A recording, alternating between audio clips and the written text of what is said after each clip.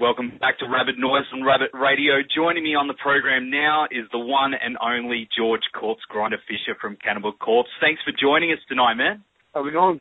Awesome, man. Well, you're just about to hear in support of your upcoming album, A Skeletal Domain, and you've just recently released a single, Sadistic Embodiment. Can we expect to hear that and a few new ones on the upcoming tour? Yeah, we're definitely we're going to be doing some new songs. We're not sure how many, but we're definitely planning on doing enough, because that's pretty much going to be the first really official. We're doing Mayhem right now, but Rockstar Mayhem here in the States, we're not playing any new stuff. So when we get there, that's pretty much kind of like the official start, I guess, of the tours for this album. Oh, man, we can't wait. I can't wait to hear some of that new tracks, because it doesn't come out until after you've been here, right? Yeah, it's the 16th. I'm not sure if it's the same date everywhere. Well, that's cool, man, because we get to, get a bit of a preview, I guess, for anyone else. So that's pretty cool.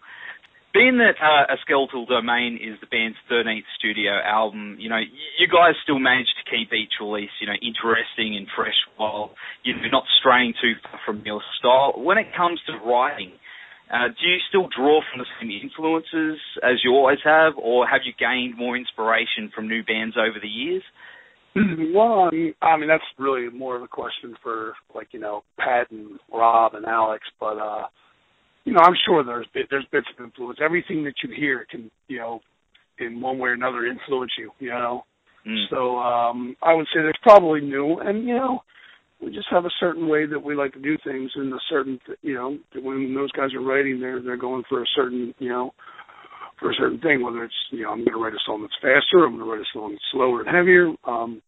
But in general, sure, we can definitely be, there's definitely influences from anything you listen to, from, anything, new or anything from the old days. What about you as a vocalist? You've been doing this for so many years and you're still top of your game. How do you keep your voice in good condition and so brutal after doing it for so long?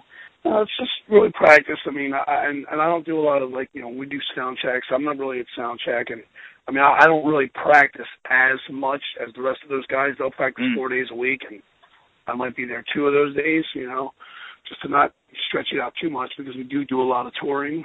And I don't smoke. I'll tell you, I think that really helps a lot, But, I try to just, stay away from, smoky clubs and, cigarette smoke and stuff like that. And I don't practice as much as those guys. And, I'm sure it's helping to extend the life of my voice, if you will. Because it's amazing, man. After so many years, you're sounding great, if not better than ever. Thanks. No worries, man. Well, as a vocalist myself, and listening to you screaming your ass off for so many years, it's interesting to see how you guys have kept going for so long. So that's awesome, man. It's good advice for the young dudes, especially coming up, who want to take your footsteps, Yeah. You keep yourself busy also outside of Corpse by doing, you do guest vocal spots, and also you're working on an album with another pro, Voodoo Gods. What's the status of that at the moment? Well, I did some backing stuff on the new Suicide Silence album. I did a spot on the upcoming Down for a Cowboy record as well. And Voodoo Gods, Alex Poshinger, the drummer, he's been a good friend of ours for years. And, years ago he was, in the process of, writing, I guess, for that album. And then he asked me, and I was like, yeah, I would definitely sing on it. And so, I did the vocals with Andy LaRock from King Diamond. He recorded them in Gothenburg, Sweden. So, all those songs were already done, and Alex had the parts and everything, and I just had to come there and, figure them, work it out and record them with him. But I'm also doing a band with Adam D. from Killswitch Engage, and Shannon Lucas, who previously played drums for Black Dahlia Murder and Battlecross as well. We're doing a band that should be out. No, there's no name for it yet, but we're probably going to get the album out by sometime early next year. Awesome, man. Is it a different type of style than what you're used to doing, or is it? Well, I'm singing higher in some spots more probably than I do with Cannibal. The music is definitely different than Cannibal. I mean, there's some parts that you would definitely say, okay, I could see that on one of our albums, and there's some parts that you definitely could hear that would be on the Killswitch album, and then some other parts that are just, I think, kind of a mix of the two or something else, you know. There's a lot of melodic stuff on it. There's a lot of fast stuff. There's a lot of heavy stuff. I think it's a really good mix of just a lot of different styles, and definitely with some familiar bits here and there, you know what I mean, as far as both of our bands go. And, you know, even really like Black Dahlia stuff, and then Shannon's drumming is just, he kicks fucking ass, man, you know. He's fucking killing it. I can't wait to hear that. So that's be great, man. Well, yeah, hopefully not too far away you'll be able to announce that and give us all a taste of that. So yeah, I mean we've been pretty much talking to people about it, but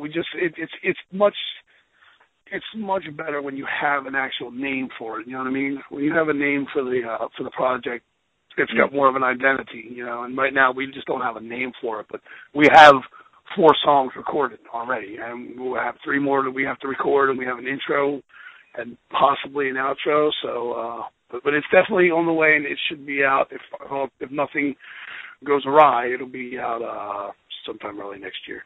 Awesome, man.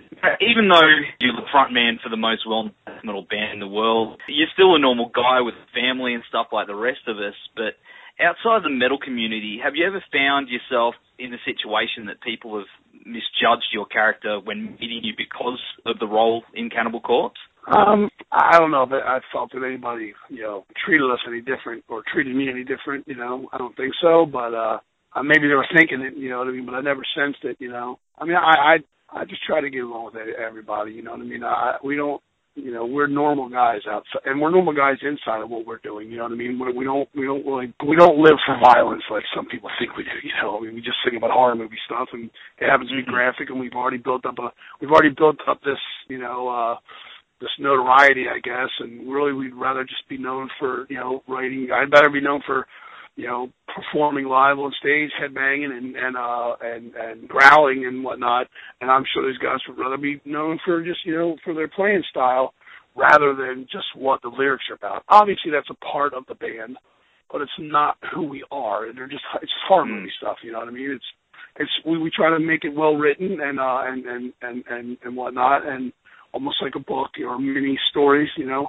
But other than that, you know, we're not trying to push any agendas. We don't sing about religion or politics. You know, we just sing about horror-themed subjects. And they're graphic sometimes, and sometimes they're not. And we don't get what the whole big deal is. And yeah, I've never really thought I encountered anybody that's really like judging us. I mean, we met people that are like, man, I thought you guys would be like all brutal, you know, or more like mean-looking or you know, worse attitude than we have when we meet people. But other than that, you know, not anybody outside of, like, you know, music. I never thought that they were really, like, looking at me like I was a freak or something.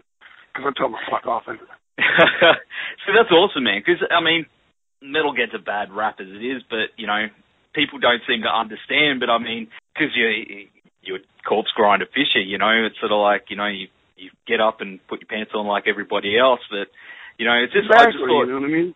People outside the metal community may think you're more like Nathan Explosion than you actually are. You know what I mean? You know what, though? The thing is, it's like a lot of people outside don't really know who we are anyway. You know what I mean? So yeah, we don't really have to deal with them. It's, you know, when you meet, you know, I've been in like a department store here, and fucking, you know, people recognizing me and whatnot, and it's like, okay, you know. It's flattering, but most of the time it's just a metalhead who's like into the band, and so it's not usually like just regular recognizes us as someone who's a fan of the band. So they're not really looking at us like we're maniacs. They're just like, wow, what are you doing here? Like, yeah, dude, we do shop. We have to go to the store, and we take our kids places and things. You know, we do live normal lives outside of this. That's it, man. So what's next for Cannibal Corpse after your trip down under and the release of the new album? Well, we're coming back from, you know, Australia and Japan, and then we're doing Europe, and then we're doing 70,000 Tons of Metal in January, and then we're setting up some tours for after that, you know, probably U.S. tour and, you know, some other things, but nothing's really finalized yet. But yeah, once the album comes out, we're going to start, you know, full-fledged touring again. Awesome, man. We're really looking forward to having you guys finally come back down here. We're going to go to the track Sadistic Embodiment now. Thanks heaps for hanging with us tonight, George, and we'll see you in Brisbane on September 13th at the Hi-Fi. Awesome, no problem. See you there.